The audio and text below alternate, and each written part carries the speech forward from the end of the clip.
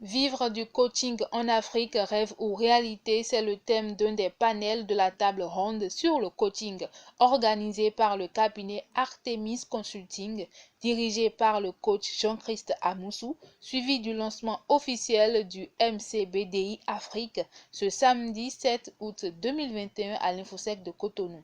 Avec pour modérateur Rodrigue Alabi, les panélistes David Pillon, Serge Rundiahoué, Jean-Christ Amoussou et autres avaient pour tâche d'éclairer les participants sur les réalités du coaching en Afrique.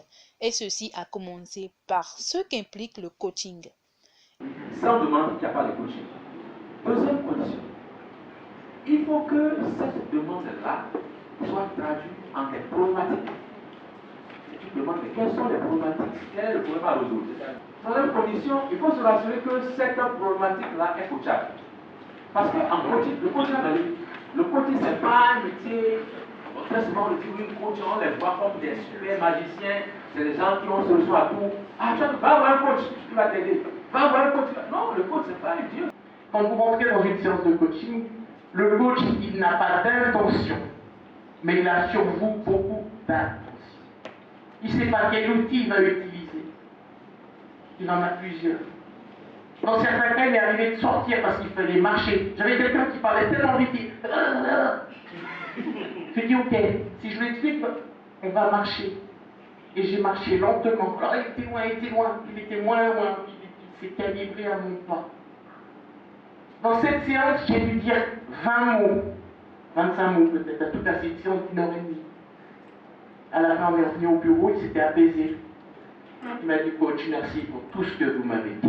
Monsieur David Pignon, il a dit quelque chose tout à l'heure. Dans sa séance de coaching, il a dit, j'ai dit à peine 20 ou 25 mots, c'est cela. Et le monsieur, écoutez bien, le monsieur, pour le remercier, il a dit, merci pour tout ce que vous m'avez dit. Et pourtant, il n'a rien dit. La conclusion, c'est quoi? C'est que le coach ne parle pas seulement avec sa bouche. Qu'il y a d'autres choses qui parlent. Et quand vous n'apprenez pas tout ça, vous ne pouvez pas être un bon coach. Écoutez-le bien et posez-vous la question. Comment est-ce qu'on arrive à avoir ce réflexe-là, qu'il faut se lever, qu'il faut faire 10 pas, simplement parce qu'on avait besoin de faire ce déclic-là? C'est ça le truc. Au thème du panel, plusieurs thématiques ont été abordées, ce qui a suscité de la part des participants non seulement des questions pour plus de compréhension, mais aussi des récits de leur expérience personnelle. J'ai créé une entreprise en transformation des produits agroalimentaires, juste parce que j'ai envie de l'écouter, juste parce que j'ai envie de faire comme lui, juste parce qu'il me dit que même si je n'ai pas la passion, ça, si je le fais, je vais réussir. Mais écoutez, je l'ai fait, mais gloire pour mon âge, je n'ai rien trouvé. Comment détecter les prospects? Mes prospects, et vraiment pouvoir faire d'eux des clients en matière de coaching. Je remarque que le coaching est devenu un suivisme. Et on a forcément besoin de recourir au spiritualisme, c'est-à-dire on veut aller vers le mystique. Moi, j'interviens dans le sport. Et j'ai eu une difficulté de rencontrer un président de club ou même une autorité ministérielle qui pense que faire de la motivation ou faire une préparation psychologique à des joueurs, c'est forcément du mystique.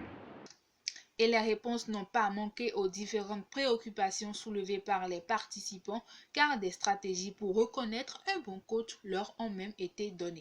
Il faut travailler sur vous-même si vous n'avez pas les moyens à vous l'attirer. Ça, c'est ce que je propose. D'accord? Parce que ça fait partie de vos questions. Et je crois que le coach David a donné beaucoup de possibilités qu'il a faites à la jeunesse. Quand vous voulez choisir un coach, posez-lui 2 questions. 2, c'est pas compliqué. Première question, qui t'a formé? J'ai pas dit qui t'a donné un diplôme, hein? Qui t'a formé? Puis là, vous attendez. Généralement, ça commence par comme ça, et puis comme ça. Deuxième question, et elle tue là. Qui te supervise? Je voudrais tendre le coup à la pensée unique. Moi, je suis tout seul, moi, je pense tout seul. Ça s'appelle le dieu-vadisme. C'est des gens, ils sont connectés tout seuls avec Dieu. Ils n'ont pas de problème avec les autres. Hein. On a besoin de la communauté. On a besoin de la supervision. Votre voiture, vous l'emmenez au garage, pas que quand elle est cassée. Vous l'emmenez au garage pour la faire réviser. C'est ça la supervision. Posez la question à votre coach qui te supervise.